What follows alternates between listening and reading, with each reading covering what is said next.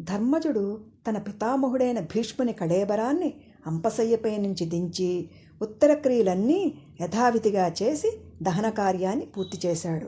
అనంతరం శ్రీకృష్ణుని నిర్ణయానుసారం విప్రవేత్తలు వైదిక స్వస్తిగానం చేస్తూ ఉండగా రాజముకుటాన్ని ధర్మజుని శిరస్సుపై నుంచి ఈ భరతఖండానికి సార్వభౌమునిగా అభిషిక్తుని చేశాడు.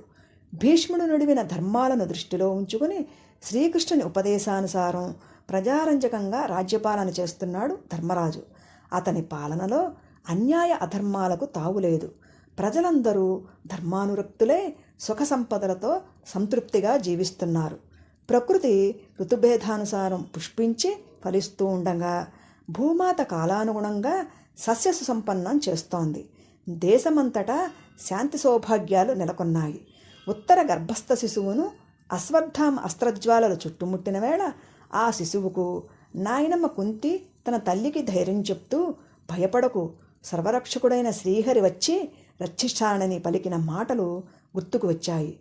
ఏడి ఆ రక్షకుడు ఏడి, ఇంకా రాడేమి, తనను కాపాడడేమి అని చింతిస్తున్న వేళ విద్యులతాభాసమాన దేహంతో రత్న ఖచిత సువర్ణ కిరీటము, పసిడివర్ణ పట్టుపుట్టము, సువర్ణ మకరకుండలాలు ధరించిన శ్రీహరి చక్రహస్తుడే ఆ అంగుష్టమాత్ర శిశువుకు దర్శనమిచ్చి తన చక్రాన్ని ఆ శిశువు చుట్టూ తిప్పి అస్త్రజ్వాలల నుండి కాపాడి మాయమయ్యాడు. ఆ శ్రీహరి దివ్యరూపము ఆ శిశువు మదిలో శాశ్వతంగా నిలిచిపోయింది. ఒక శుభముహూర్తాన ఉత్తరకు మగ శిశువు జన్మించాడు. ధర్మరాజు జ్యోతిష్య పండితులను రప్పించి జాతక కర్మలు నిర్వర్తించి విష్ణువు చేత రక్షింపబడిన బిడ్డడు కనుక అతనికి విష్ణురాతుడు అని నామకరణం చేసి భూగో సువర్ణాది దానాదులు జరిపించాడు.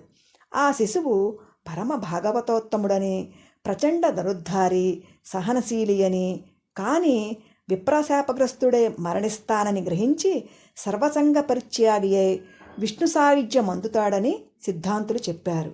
అయితే ఆ శిశువు తను దర్శించిన దివ్యరూపాన్ని మరల చూడాలనే కాంక్షతో అందరి ముఖాలను పరీక్షగా చూసేవాడు. అందుచేత అతను పరీక్షిత్తుగా స్థిరపడ్డాడు.